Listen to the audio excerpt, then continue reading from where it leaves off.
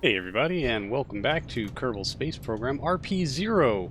We are continuing our Project Selene, our new lunar surface installation launch program. We've got 3 launches left before we can complete the facility and then start to deal with all the other infrastructure work required of getting a crew on site and doing some actual research. So this is one of our 2 supply rovers making its launch on a DN6 Delta, which has been greatly sped up because, well, you saw this almost exact same thing go to Mars not too long ago.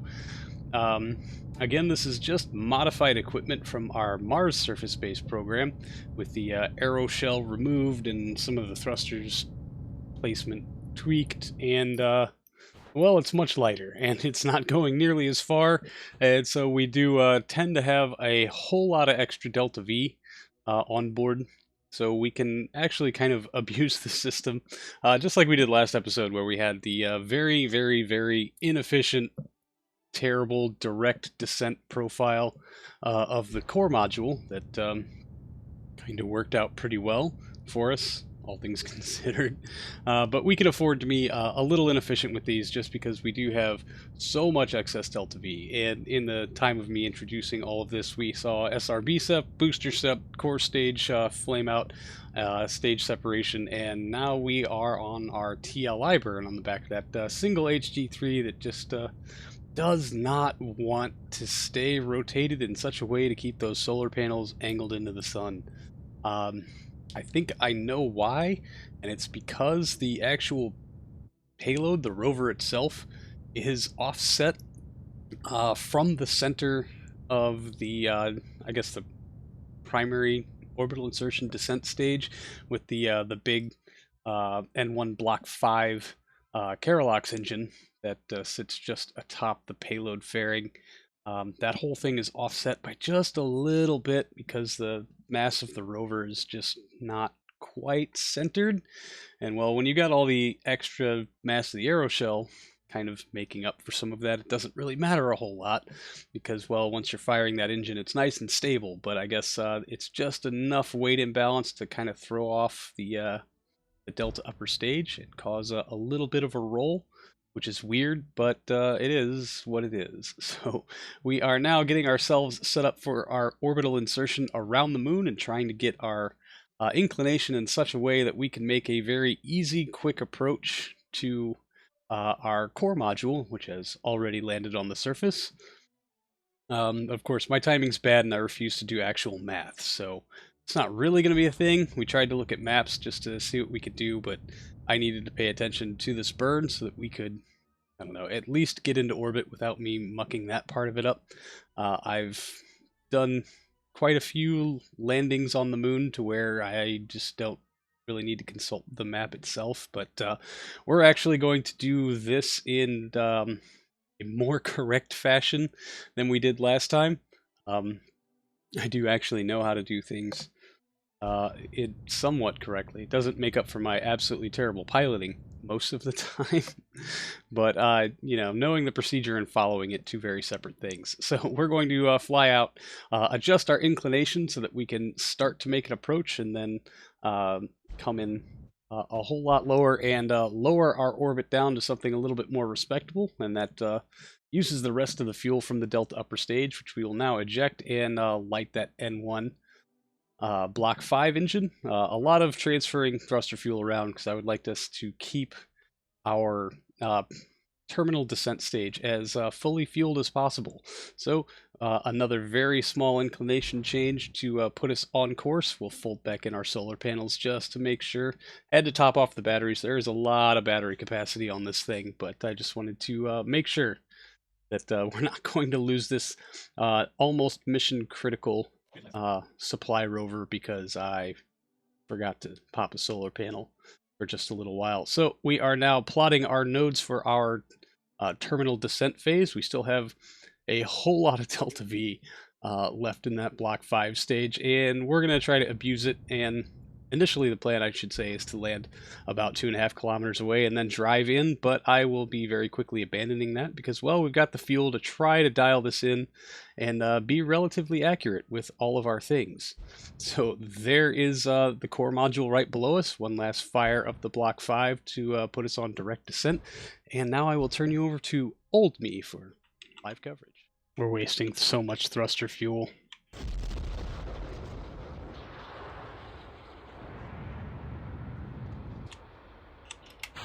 Alright. Goodbye. Oh, no, you dumb...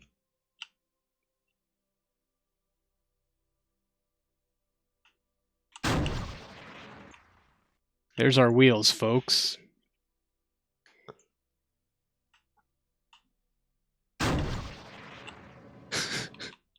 Due to a staging mishap, our rover is no longer roverable, and will instead have to be dragged to the base by something else entirely.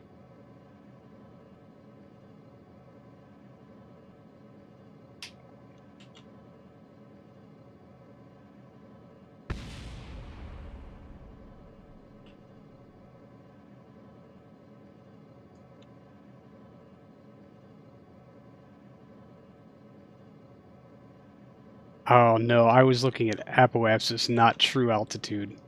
That was real dumb. That was real dumb.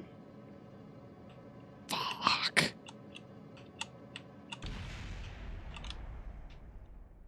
$200 meters, 5 down. So much fuel in this thing. Hey, lots of fun explosions today. You dumb.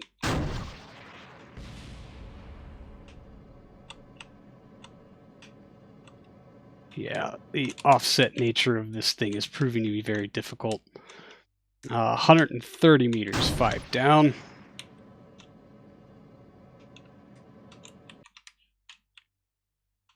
$115, 5 down.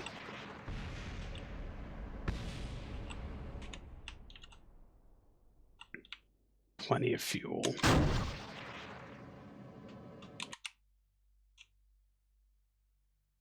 Let's bring it home.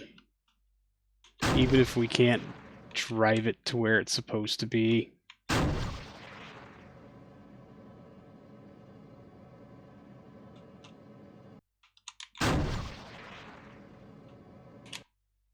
There was a touchdown.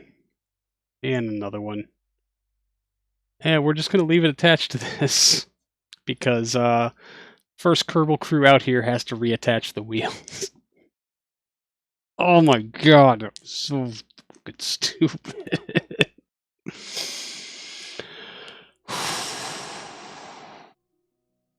Okay, we're on the ground. I should note that the reason the wheels were detachable was because this was supposed to, in its initial design phase, hook to the core module and then throw out some landing legs and get rid of the wheels so that it could be a permanent stationary part of the surface space. And there was a lot of time spent lining up the wheels and the wheel mounts to get that docking port very specifically aligned to be able to mate with the core module. And after I decided that it was better to leave this thing as a mobile platform for other various science gathering reasons, the design was never updated. And, well, I guess now I'm paying the price for that. But moving swiftly along, here is another DN6 Delta carrying our laboratory module for our Project Selene lunar surface base. Launch so far has been very clean. I know I didn't talk much about the launch last time because, well, it just works most time. There was SRB SEP at about 15% total thrust remaining. They separated clean and away and did not direct their engine exhaust to the very delicate balloon tanks that comprises all of this thing.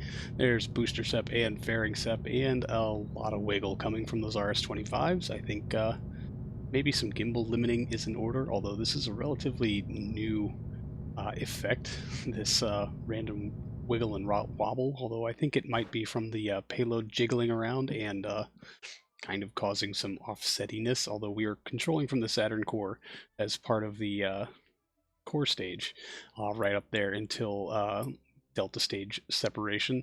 And so with all of that done and out of the way, we make a close flyby of our booster by just a couple of 100 kilometers, I think. Nope, within 30 kilometers of our core stage, while we are making our TLI, I'm sorry, burn.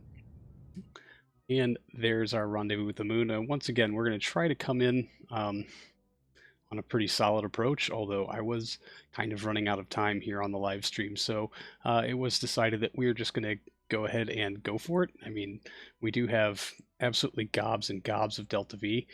It was about 2 kilometers per second in that Delta upper stage, but accounting for boil off of that and the N1 Block 5 stage, we moved a little bit of fuel around just to get more Delta V where we would need it most, and then go ahead and make our lunar orbit insertion burn.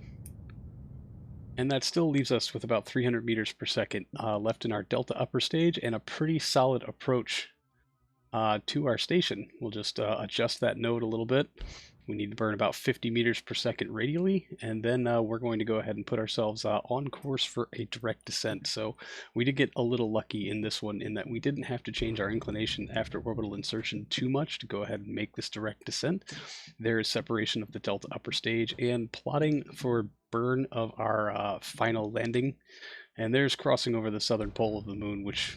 oh, the camera change is just kind of weird looking. And here is our arrest burn. It will bring us right in almost over our target. Again, kind of abandoning the land more than 2.5 kilometers away because render range and frame rate. And while we have ignitions left on that N1 stage, oh, we're going to use them. We're going to use every single last one of them. But we're on a pretty good descent slope now, so I will go ahead and turn you over to old me live during the broadcast. 34 meters per second. Let's just burn this off and get it over with.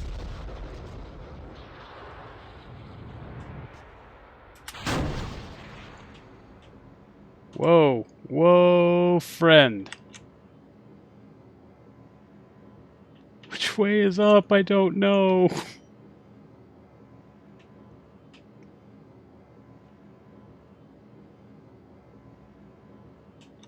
I should level out due to axis. Yeah, you and me both, friend. The suspense is killing me also. Just so you know, you're not alone.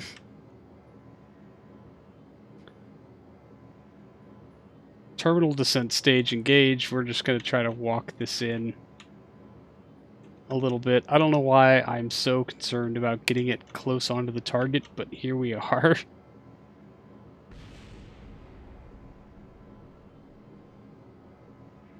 Six minutes of runtime on this stage, so I'm going to use every last ounce. Are we going up yet? Nope. Okay. Let's angle in. Get ready to kill that velocity, yo. This is the lightest of all of our payloads, believe it or not. Cosmo does not know where he is. He doesn't know where this is because he doesn't know where he isn't.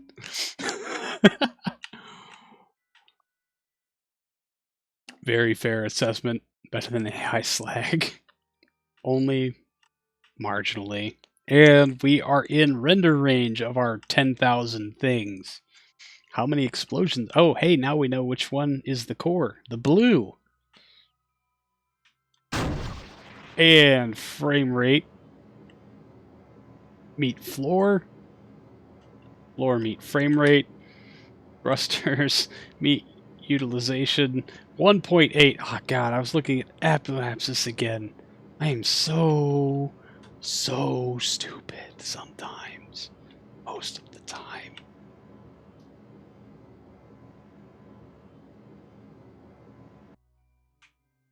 Okay.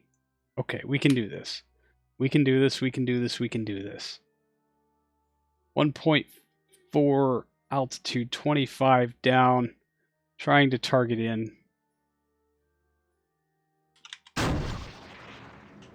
We got plenty of fuel, dude. Just use it. It's okay. It's okay. You can just use fuel excessively. It's fine if you deliver the payload. You've got more Delta V than you know what to do with. Just do it. While this is the lightest payload in the project package, it is also the most unbalanced. I should note. Alright, we're just going to do engine firings. No more trying to correct where we're coming down. We're coming down where we're coming down. 500 meters, please no. Shutting down. I guess we're going up. Oh, come on, shutting down, dude. What the hell? Great. The sound dropped off in my headset for some dumb reason. Alright, 5 down. 500 meters in a while. 11 down, let's slide them up.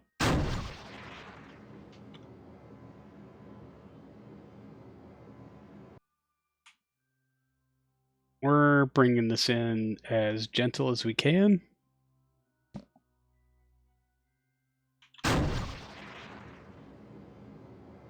$400 meters. Sorry, chat. I'm going to have to not pay attention to you for just a little bit here.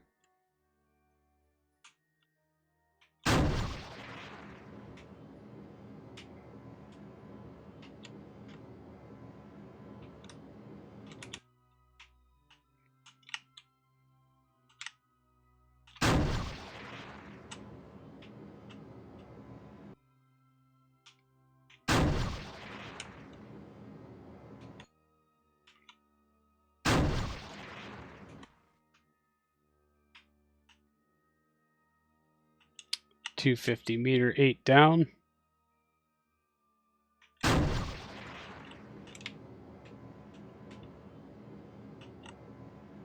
We're going to come in pretty lateral. Trying to work on that. 200 meters.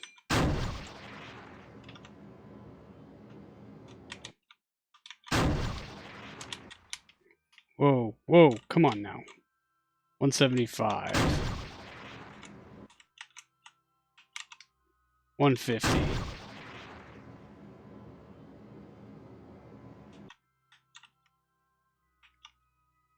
100.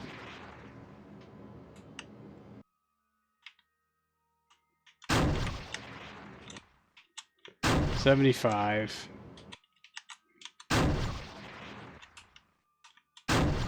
50.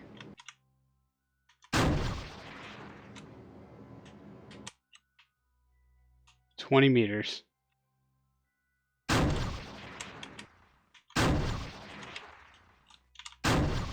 10 meters. Touchdown. Yes. Quick saving. And once the quick save completes, it does take a little bit here. And our lab module successfully landed on the lunar surface with its wheels still attached. We can start to execute our roving maneuver. A whole lot of debris around here. That's going to be a lot of fun for our first crew on site to clean up. I guess we're going to have to bring a lot of C4. So first step, we'll double check our battery and fold up the solar panels, make sure they don't get broken on anything, and make sure we are controlling from the correct core for driving ourselves off of our landing platform and trying to get lined up. Now there is, I don't know, the center of mass on this thing is interesting.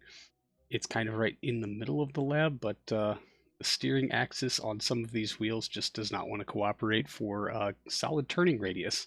But we're going to control from our aft docking port because, well, it looks like we can just back straight up to our target, which is actually very, very convenient for us. No turning around or having to adjust our angle or make things all kinds of awkward.